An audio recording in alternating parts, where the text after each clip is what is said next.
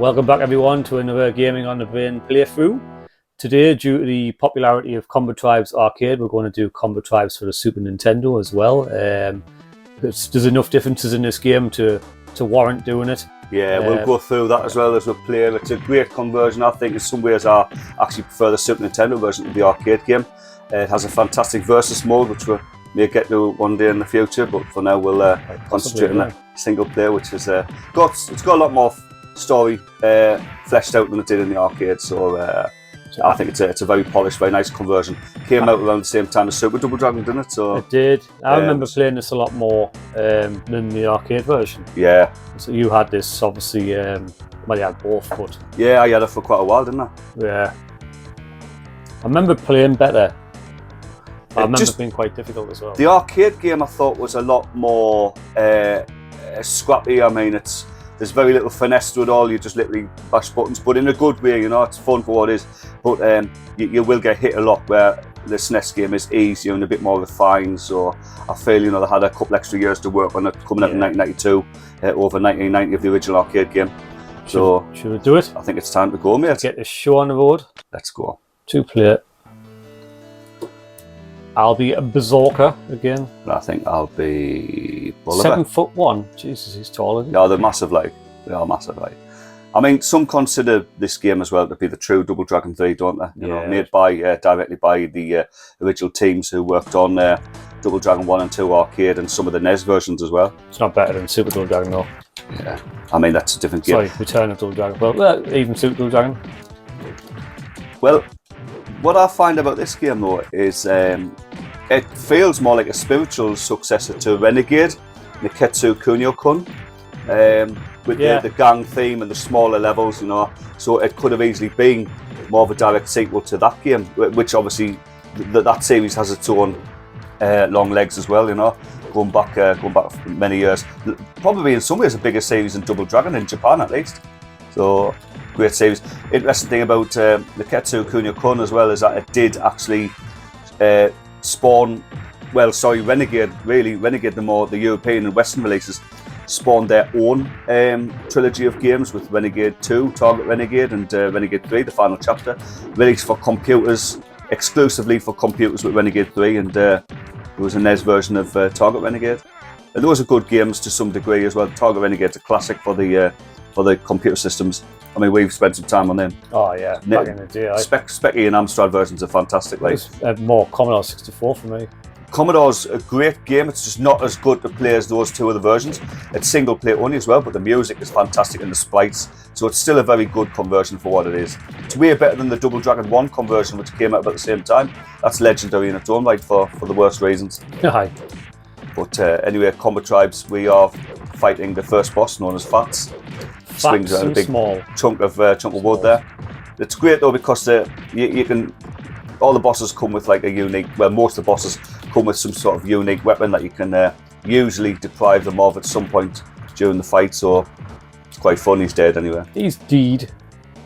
I tell you what, this could have done with though. You mentioned Renegade. Most of the levels, a couple of levels have got like an edge to knock them off, haven't they? Yeah.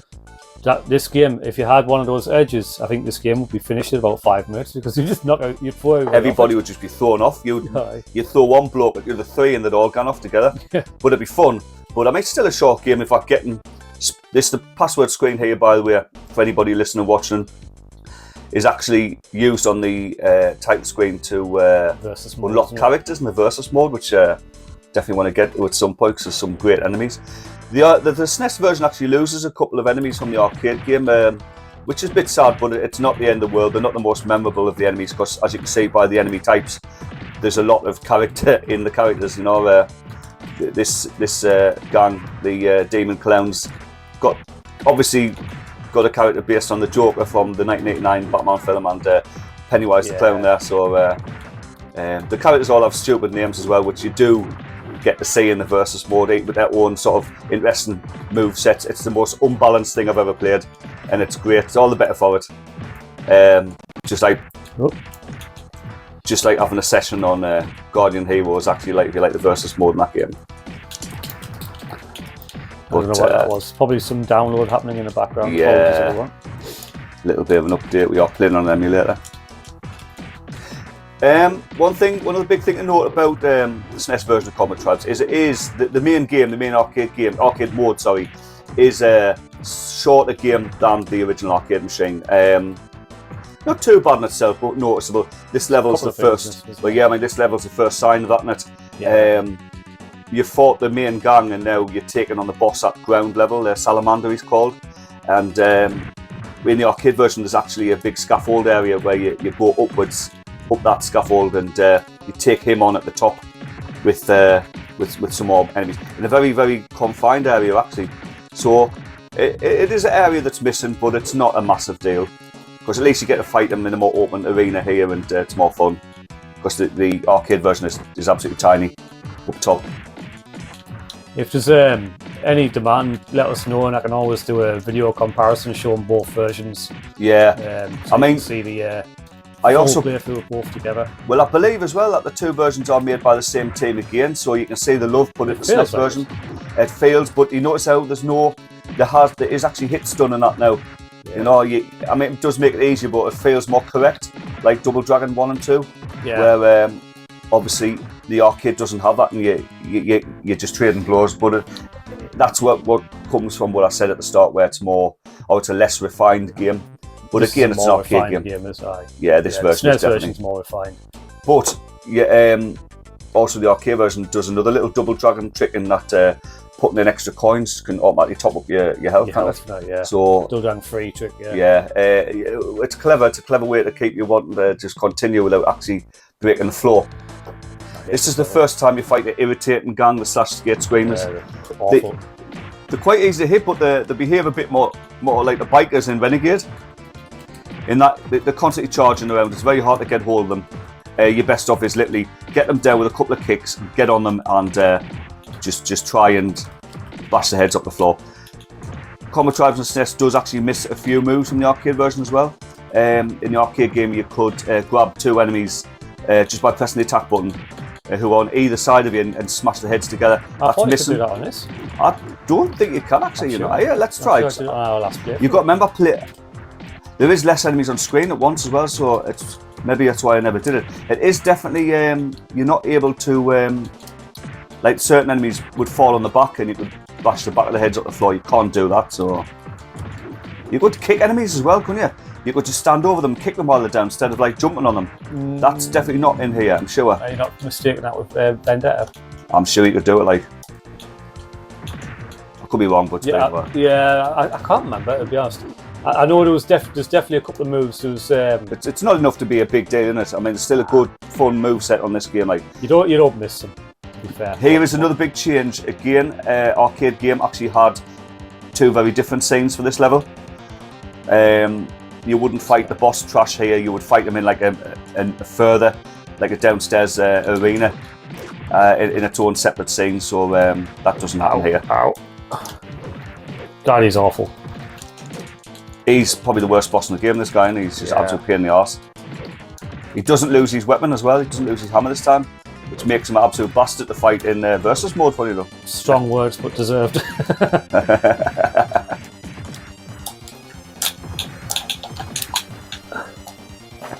Yeah, that is pink-haired bitch.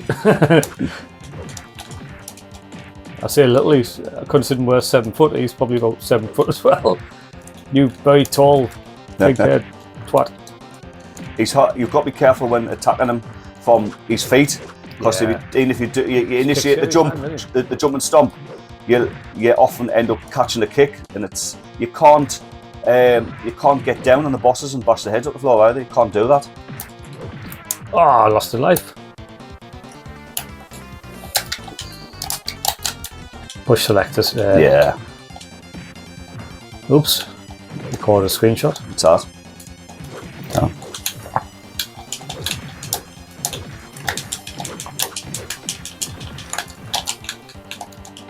Still got us.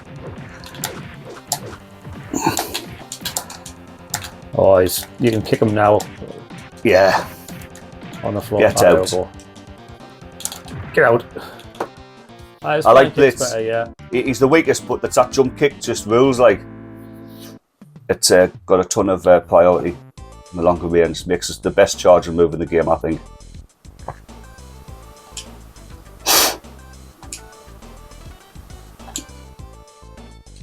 These stinks. cutscene intermissions, as you probably know, they weren't in the arcade game Yeah. as well, and they're a little bit more gory and bloody in the Japanese version for the Super Nintendo, Super Famicom.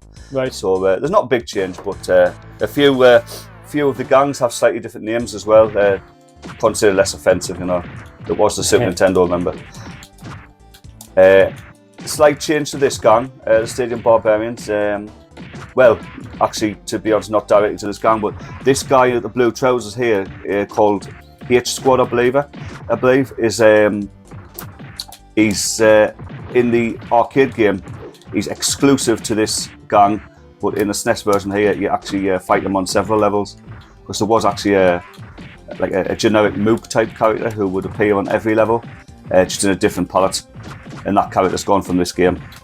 And also in the first level, a guy armed with a chain, like another biker armed with a chain. He's not in it, so the two characters missing. Oh yeah, aye.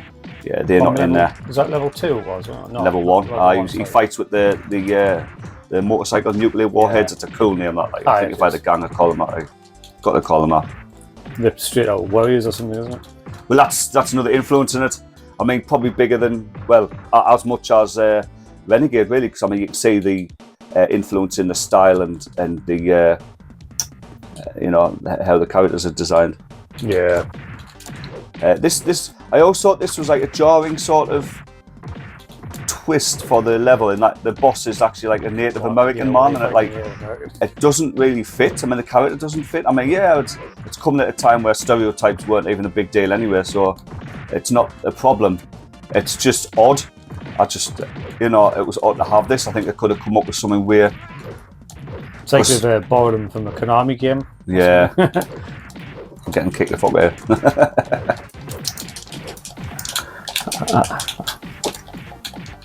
Oh, he's lost his tomahawk. He does a kick as well. He's another one. See, I'm sorry, Get he had out. no chance. Superman. Easy does it. Still six credits. No. No, well, you start with using 2. So, yeah, we've used 2 each. Yeah.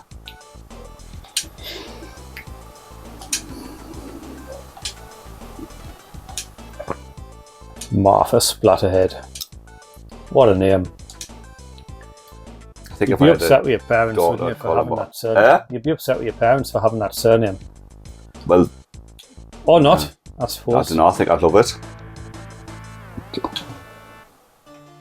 I'd make sure it was on my birth certificate. So boss rush now, basically, essentially, isn't it? Yeah. This level has some changes as well in the arcade. It's a bit longer, actually, more floors, and it goes out its way to give you a full boss rush, where the arcade version didn't do that. You know, it only gave you a couple of bosses and then you're onto the boss of the level, so it did change things up a bit. Generally speaking, the music in Combatribes is quite good, both versions, but this tune just like is repeats. Repeats. Doesn't change. It just keeps going, doesn't it? Does not change. On and on, I was stoned. All right. Did you know they used the music of RoboCop for that advert on the Spectrum? Did they? Game Boy version, actually. Yeah. I remember hearing it the first time, going, "That's a RoboCop." Huh. Legendary, mate. Trivia for you.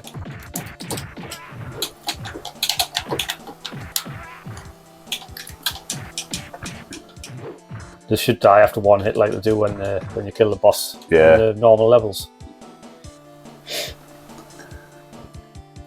Yeah, you take on a couple of bad guys in the lift, and that there's always a lift section. There's got to be a lift section. Anything without a lift is just wrong. Like, but it's not. It doesn't have any lift music, which is annoying. Double Dragon 1 and 2 didn't flesh out the lift sections enough, did they? No, you don't. Not the arcade games anyway. Like, they started it though with the progeny on it. Super Double Dragon finally got it right. Yeah, got it right in it. Double Dragon 3 just didn't go that route, but then I didn't think it went any route, did it? No. Although, as I've said before, I don't hate it completely. I don't hate it. There's playability there if you cheat, if you're prepared to just play it at home and not, you know, if you weren't cursed with having to play it in an actual arcade where you have to pay real money to get extra moves, which is, well, I was having this conversation with a guy at work the other day. This shows how sad our conversations get. That he says, what was the first game with the microtransactions? He's only 25. And I knew what he was thinking. He'd be thinking, he wasn't thinking about Double Dragon 3. It's probably Call of Duty or something. It was a Call of Duty, yeah. I says, it might be something even older game, but I says, definitely the first game I can think of being an older game was Double Dragon 3. True, microtransactions as well. Yeah. You know, it's absolutely microtransactions. Yeah, buy power-ups, it was ridiculous. Look at where the world's at now. Yeah, so not only do I hate the game for changing the Double Dragon name, but I also hate it because the fact that it reduced microtransactions to the world. Just another thing that ruined the landscape of gaming for our newer members. Do you know what it is, though? Right? I don't hate them completely, microtransactions. I think there's some advantage to having it, but finding the balance is really hard. You shouldn't have to be paying for pay to win. You should never do that. No, I don't believe that, though. Especially if it's a major multiplayer game you're going to play, and it can end up like literally damaging the balance. The scene. Yeah, the balance and the scene for everyone because somebody paid to have a better weapon or better stats than somebody else. Not acceptable. It has been done. It gets done still now, I think, but not as much. People see how much it's a problem, but the PS3 and 360 generation was rife. I just think it was just, you know, I see where they're coming from again. I understand it. It would make money in the short term, but you'd lose your player base in the long term.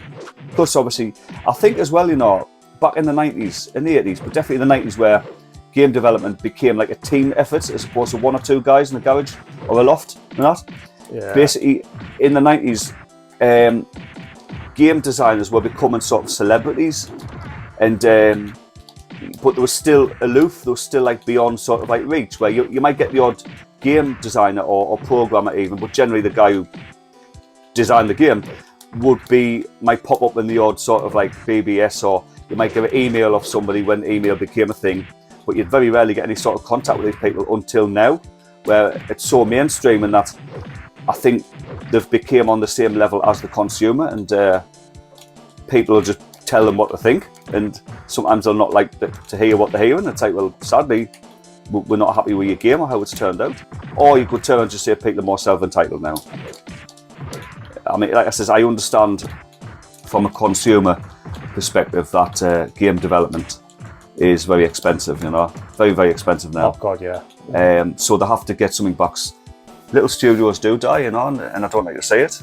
It's more the bigger studios at the minute. You're seeing a lot of redundancies. Well, yeah, true. It's across the board, I suppose. But yeah, it's if you're a bigger studio, but you made a game that didn't sell well, and again, so small studios can sink or swim on one game, but then they just reopen with a different name. I think there was a lot of investment for like live service games, and I think now they're finally starting to realise that maybe it's not what people want so much, you know. So it's just redundancies across the board. I mean, Microsoft, I can't remember the figure.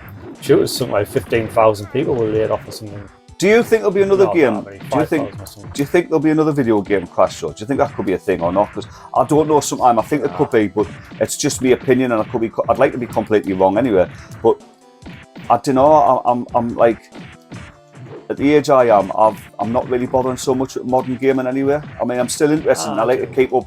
You do, but I tend to like, just because I'm like, I've got that much older stuff still to play. Still, I haven't spent time with it. I've got a back catalogue that's, you know, the size of. But this actually goes down. It ties in nicely with what we're doing, because some of the games, like the game we played over the weekend, you know, Ninja Baseball Batman, which was great. I'd never played that. I knew what it was, but I'd never put any time into that, and I enjoyed it.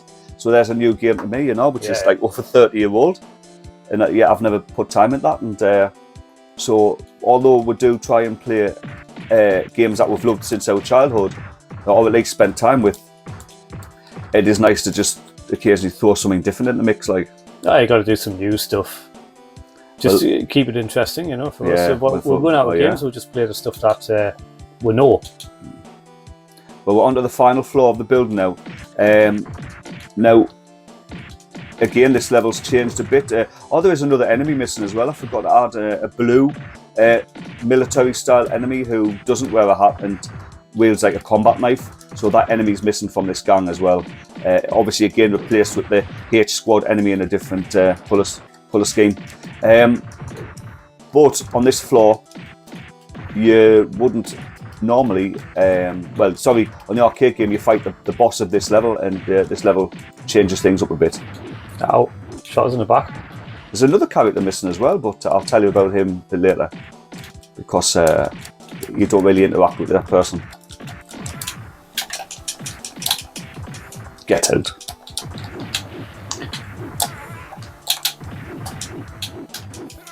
It's got to be one of the best moves in a beat 'em up, like, not just swing kick around a fight, like, it's great. It's certainly good for crowd control. Oh yeah.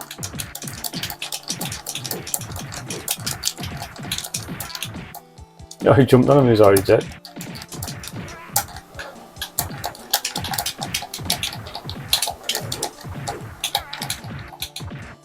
Sound effects are much more meatier in this version as well, I think. It feels more like Double Dragon 1. Like they've been sampled from DD1 in the arcade, because they don't sound at all like the arcade version. No, it doesn't sound like the punches anyway. Arcade. I mean, it's maybe with a lot more bass on the bottom end of it.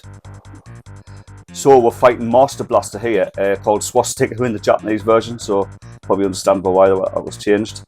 In the arcade game you actually fight this guy on the roof, do you remember? Yeah. Yeah, you fight this guy, but that's reserved for something else. So there is actually another scene missing from this version, which we'll get to shortly. He pretty much fights as he did in the arcade. He's another boss as well who doesn't have a droppable weapon, so puts up quite a nasty fight, like.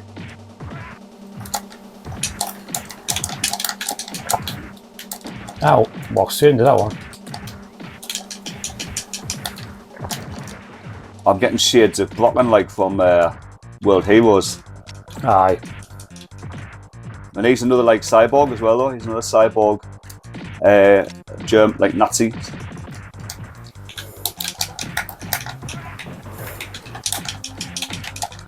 Kind of getting even. It's tough, like. I find using kicks way more than punches, or I think that's what the only imbalances with the game is, a bit where kicks just seem way more useful than punches. So why would you ever punch anybody apart from maybe finish them off in a combo just for variety? Yeah. So I feel that in the arcade as well. So you know, like a little imbalance there maybe, but not enough to spoil things. I really don't want to lose this credit. Oh, it's going to out. I'll do it. Well, I'll try. I'll go sell. Staying away from him. Try to do a juke. I can't even move up. I can't. My fingers won't do it. Right, you can jump on him from the top. It's the trick as well. Oh wait, the trick as well is to try and not get too close, because you'll automatically grab him, and he always shoves you off with a hit. So yeah. It's just tricky to not do it. It's automatic. His real name's Kevin or something. Oh, it's David. David. Right, he's called David. David Master Blaster Stotch. It might be that. So you know the password. This password actually gives you everybody now, including the final boss Martha, even though you haven't actually beat her yet. So, which is excellent to play as in Versus, as you would expect, being the final boss and all. So how did I know her? It's not explained really. She was one of them, apparently, one of the elite unit, I think. But this is not touched on the arcade game at all. In fact, in the arcade game, you just leave her dead on the floor, so I don't think he was friendlies around this one. But as you can see, anyone who watched the arcade video or knows the arcade game, in the arcade version, you fight her in a very separate level, which has on a pier, and you do a full boss fight, a boss rush, as you did on the previous level here. And she's not quite sure hard actually. Sorry? You don't do another full boss? No. And then you would see this guy in a like an orange coloured suit, who's like the real boss or something, but she just kills him. She just jumps out of the limo and blows his guts out, like. But also you'd fight one Martha for every player that was in the game. Yeah. So you'd fight 2 for 2 player, 3 for 3 player. Thankfully it's just one here, but she fights as she did in the arcade. Bit easier, I would say. But she's fast though, and she's got a lot of very high damage moves. Oh, ow.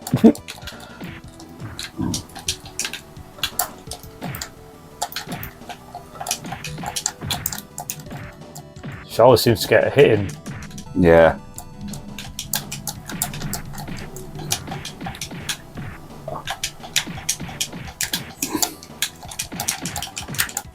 Jeez. I can't see this.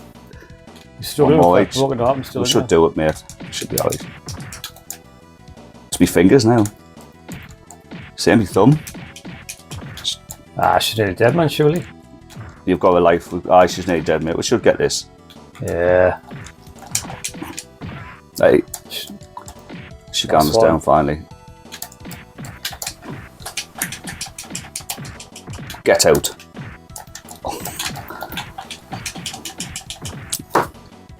Nice one, mate. Good. She did. She backflipped through the air with ease. It's got a nice fleshed out ending as well. Again, it really goes into the story. So as you can see, this character, this Martha Splatterhead, she was actually a part of their unit sort of thing. She was friends with them in this version, you know. But you don't get that vibe at all from the arcade game, do you? I mean, no. like I said, the last screen is of the 3 Combatribes walking away and her dead on the floor. So there's no sort of like, none of this, you know, there's like camaraderie and that. Like, that's why I like the 2 versions, because the contrast a bit. I would love to see the sequel. It mustn't have done that well in the arcade, but it seems to be, although not as well known as, like, say, the first Double Dragon, it's people know of it, you know, but yeah, you will do it on the internet, even if it was obscure at the time. It seemed, I mean, it was popular on the channel. It got yeah, really happy with that. Like, really happy to see that, because I always wanted to do this game myself. Both versions, but I still thought it would be quite obscure, and maybe it wouldn't have really got as much attention, you know, as say Double Dragon 1 and 2. So it's nice to see it as, like. Yeah. Hope this version got more attention. Obviously, Double Dragon 1 and 2 now. Possibly more known, there's probably a lot more videos of those 2 saturating the channel and that, the YouTube and that, you know. I think sometimes it just depends on the YouTube algorithm as well, and whether it wants to push you that day or not. A bit random sometimes. That's a canny little game though. I mean, what was that, 30 minutes, you reckon? Yeah, about that, yeah. Like I say, great fit. It's harder than I remember, but there's just that much happening at a time, and you don't have a jump attack, as you can see, which is a very big difference from Double Dragon, obviously. You get your charge attack instead, but it's like Blitz obviously has a jump kick, but that is his charge attack in it. So you've got to do the double tap before you press button to do it, so it does set you up for failure as well, so you've got to have a little bit of a run up, you know, to do that move. But that was a big difference for Combatribes. 2-button game, only a 2-button game. It is. Nice and simple, you know. They're perfectly suited for the arcade, and like I said, just before the ending rolls and we're finished, the SNES version has a really, really great versus mode, which, in my opinion, replaces the areas on characters that are missing from this. Which, so I think it's a nice balance, really, because the areas that are missing don't make a massive difference, really. But the versus mode's really fleshed out for what is just a nice bonus mode to have, isn't it? Yeah, well, to me, it builds on Double Dragon 1 on the NES. It has a great versus mode with the main characters and most of the enemies as well. So I thought that was that's excellent. That, and this plays into that. I think they've built on that deliberately. Same people would have made it. Yeah. It's the only thing that was missing from DD2 in the NES. I think it would have loved the versus mode. Nah, it's a kind of game. It plays it does play better than the arcade version. It's just with a stun animation in there. Yeah. It just feels a bit better. Yeah, it just does have a bit more fair. Because the arcade game is a quarter muncher. It's one yet. Oh god, yeah. Shove coins in, keep on going. I mean, Double Dragon 1 can easily be beaten at 1 credit, you know. So there's your confirmation it was done by the same team. You've got your arcade stuff. Excuse me. Aye. So a nice little nod back to the arcade version as well. Yeah. No, good game, mate. Good game. Now we need to think about what's next. Yes. Don't forget, you can always drop us a comment and recommend a game, whatever it may be. We'll take a look and possibly do a playthrough of that as well.